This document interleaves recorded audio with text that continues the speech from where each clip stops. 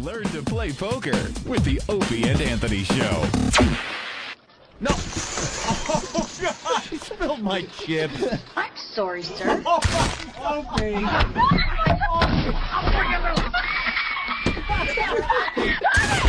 Now clean it out! That's right. Be a poker player, just like your father. The Opie and Anthony Show. Are you happy now, Opie? Are you happy?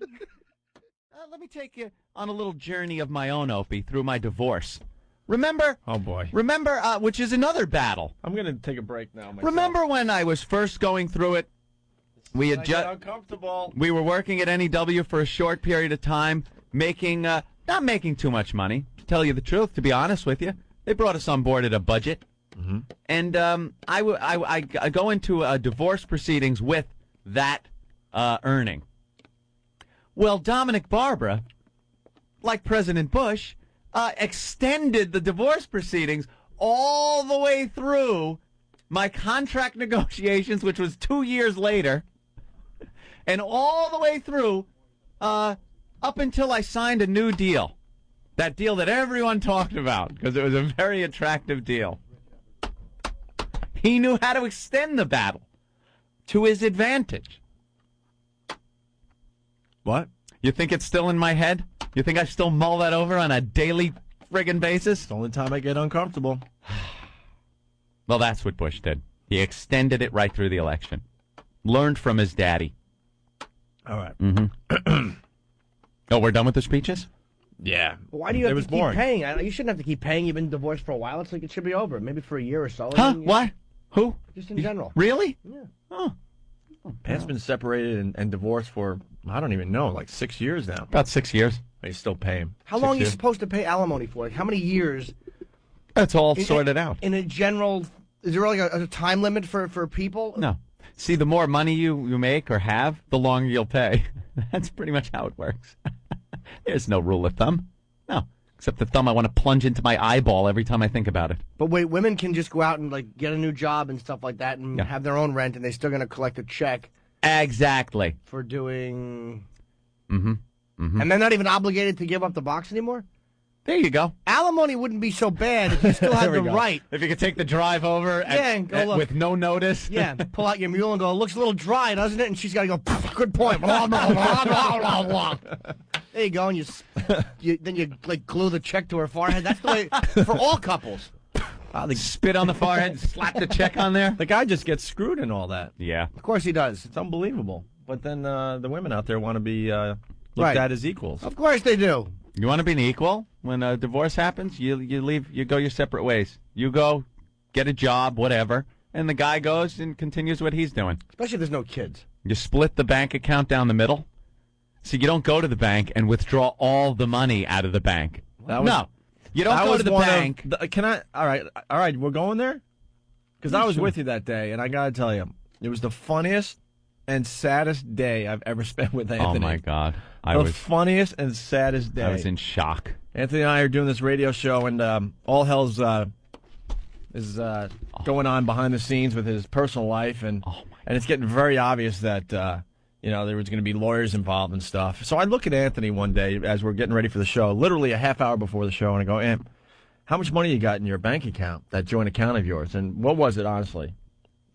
It was, Opie, it was every penny I had saved in my entire life. Right. At that point in my life, it was every cent I had saved in my whole life, and it was a grand total of 40,000. 40 G's. So I go to which was, for me, especially since up until, a few years before that, before I even got into radio, before I came to NEW, I had like nothing. I was working for a living with, if I could keep $1,200 in my bank account, it was a miracle. No, what's so pathetic? We kicked ass in Boston, and we both came home with barely bank accounts. Yeah, I had nothing. I had like maybe 40,000 as well. That job gave me the privilege of paying off some credit card debt. That was pretty much it, and not even all the credit card debt. We came to New York with really not much money in the bank and stuff. So I'm looking at Anthony. I'm like, how much money is in that joint account of yours? And he's like, I don't know, about 40,000. I'm like, dude, she's getting lawyers involved. It looks like. Why don't we go to the bank? This is a true story. Yeah. I was the one who told you. I go, why don't we go to the bank and why don't you take some of that money out? And you being the good guy, I swear this is the truth. Ant goes, you know what? I will go and I'm going to take half the I'm money going to take out. 20 grand. I figured I'm going to go and take 20 grand out. Because I'm a good guy. I'm going to take half out and leave the 20 other grand. half for her.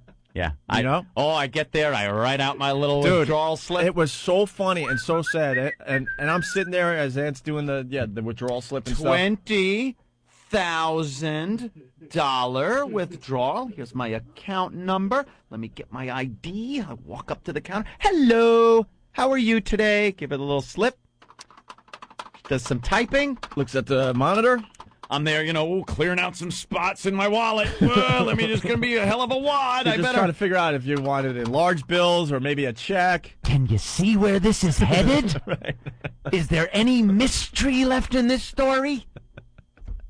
Sorry, Mr. Kumia. There seems to be $42 in your account. She took $40,000. She took the 40 large. Before they even started negotiating the divorce. The whole thing. The whole wad. How does that happen? How did the judge not go, all right, well, where's the 20 of that money? Not only does that happen, but then you have to go to court, and then they have to tell you how much out of now the pay that you're getting. That money's gone. Now I have to resave and try to build up my account again. But out of the money that I'm making, money's got to come out of that to go to her. As like support payments, they call it. And that's what you got to go through. Not only did I take your 40 G's, but going to have to pay out of your paycheck. This is what happens to a man in a divorce. They get screwed over. It's an amazing thing that you have to go through. It's amazing. And there are options to that, and sometimes some guys don't want to get raked over the coals, so they figure, well, maybe a rowboat and an anchor. That's and a little fishing expedition. Is that Chris Rock's Oh, bit? yeah, you understand. I understand. I wouldn't kill her, But I understand. It's talking about O.J. Simpson. So, Jim, I'm sitting in the bank, and I know what's going on just from the body language. I start laughing harder than I've ever he's laughed. laughing at me. Inside.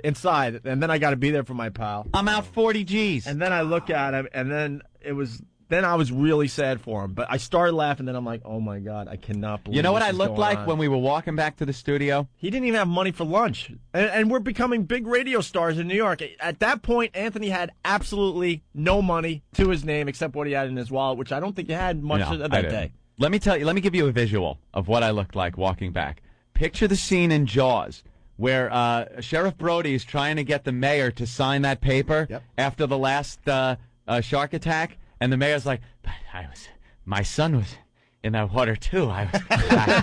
Just sign it. Close the beaches. Beaches are all. I was doing it for the citizens. We could go. That was me. I was gone. Opie, I had 40.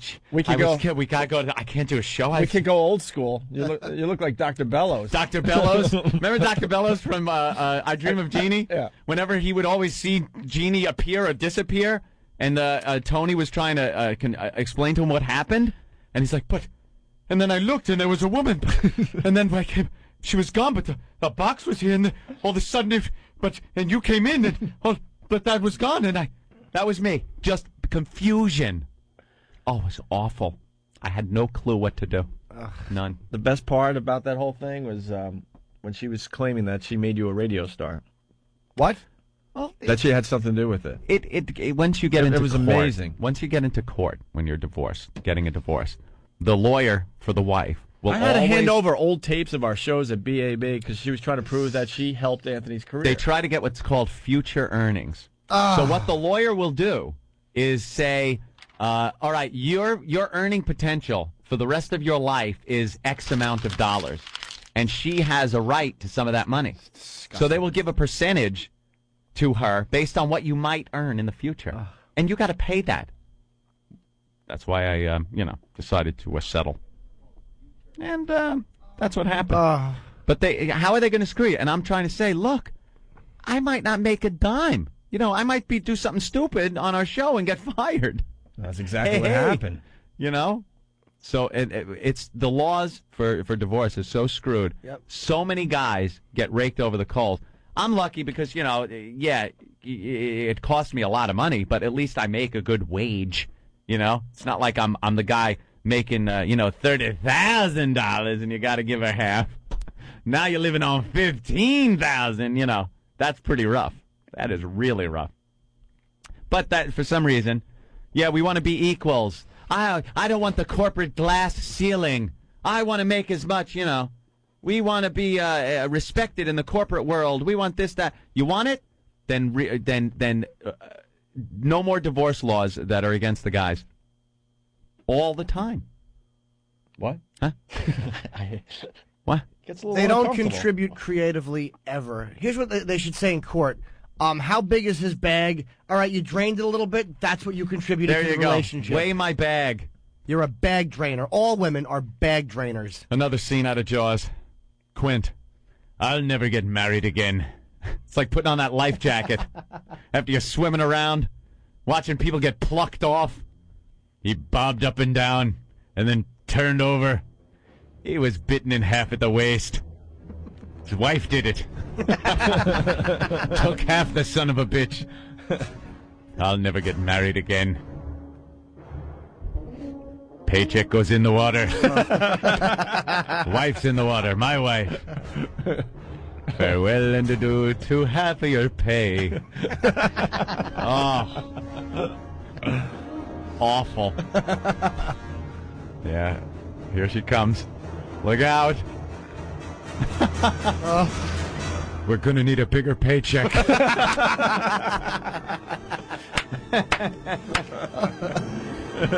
I don't want to open the shark and have that settlement spill out all over the dock.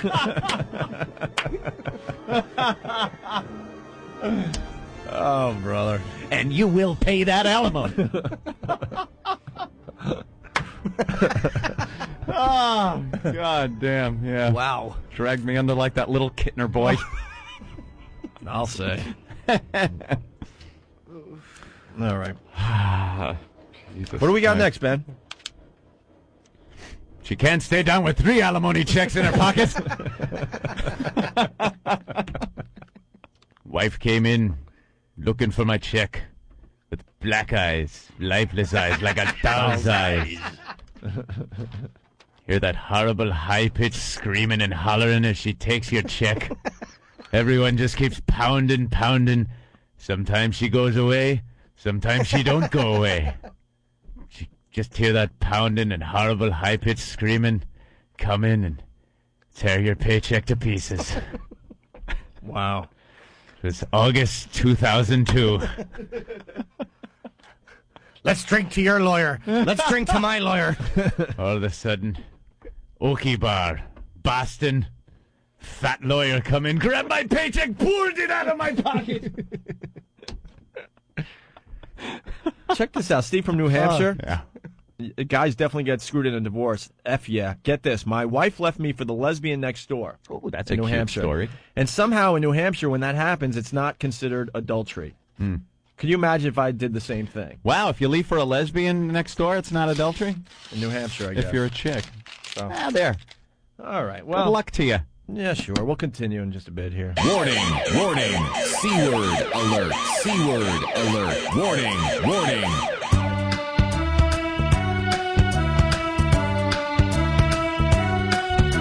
C is for the way you crap on me. U is 'cause you're ugly, and so's your peach. N's for no, I never told you that I railed your sister. T, thanks for the Hummers, they were better than your mother's. Cunt is all you'll ever be. It's true, cunt, you must be more than one, you're two. Pew, your gash is stanky, and your ass is always cranky. Cunt, the word was made for you. C is for castration, try that on me. Hey, hey, you. Well, I urinate, have a shot, it's free. N's for some big Negro tearing up your leather Cheerio. T, you friggin' swat, no, you will never be forgotten. Cunt is all you've ever been to me. A cunt, and a really big one, and all my friends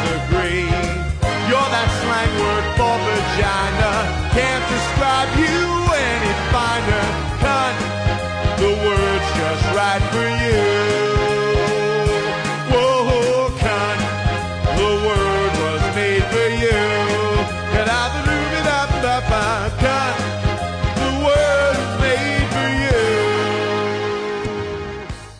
Coming up next on Opie and Anthony, Jim Norton sings. Forget me not, you sightless twat. Your dog just shit on my rug.